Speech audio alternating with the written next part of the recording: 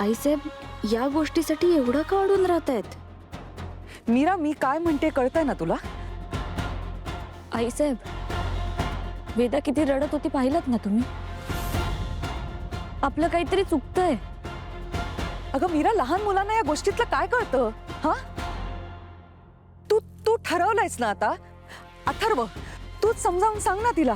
नका नका विचार बदलू. नाही आई, मीरा बरोबर बोलतीये. आपण फक्त आपल्या मनाचा विचार करतोय आई. आपल्याला वेदाच्या मनाचा सुद्धा विचार करायला हवा. अरे पण मंजिरी, आत्ता हा विषय आपण इथे थांबूयात. हो, पण मी पण घराच्या भल्याचाच विचार करते ना.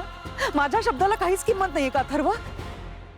तसं नाही आईसाहेब, पण वेदाच्या मनात ही गोष्ट कायम राहील. माझं ठरलंय, मी वेदाला कधीच अंतर देणार नाही. आई म्हणून माझं प्रेम फक्त वेदासाठी राहील. मीरा, मला माहितीये तुझं वेदावर खूप प्रेम आहे, पण घरातले असे मोठे निर्णय फक्त एकाच गोष्टीचा विचार करून घ्यायचे नसतात. रामपुरे घराण्याला वारस हवाय. असं असेल तर वेदाच रामपुरे घराण्याची वारस असेल.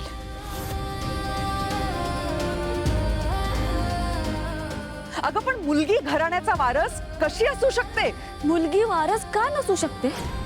ती सुद्धा याच घराण्याची असते ना. आणि आपली वेदा तर खूप हुशार आहे. तिचं शिक्षण झाल्यानंतर ती रामपुरे घराण्याचा बिझनेस सांभाळू शकते.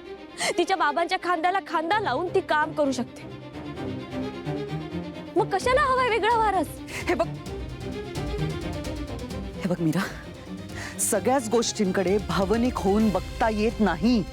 आईसाहेब, तुम्ही सुद्धा भावनिक होऊनच विचार केला होता ना. वेदाचे बाबा आणि अनन्याताईसाठी तुम्ही बाळ होऊ न देण्याचा विचार केलात. मग मीही तेच केलं तर काय बिघडलं? तुमच्या पावलावर पाऊल ठेवायचं ठरवलंय मी. खूप मोठा त्याग केला होतात ना तुम्ही.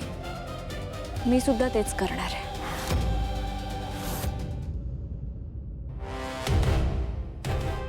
आई, बाबा, मला हे पटतंय. खरंय, मलाही यात काहीच चुकीचं वाटत नाहीये. मलाही तिचं म्हणणं पटतंय. अहो पण मंजिरी,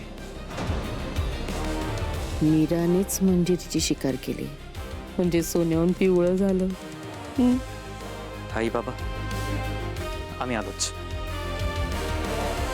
मीरा, चल आपण जाऊन एकदा वेदाशी बोलूयात. हो.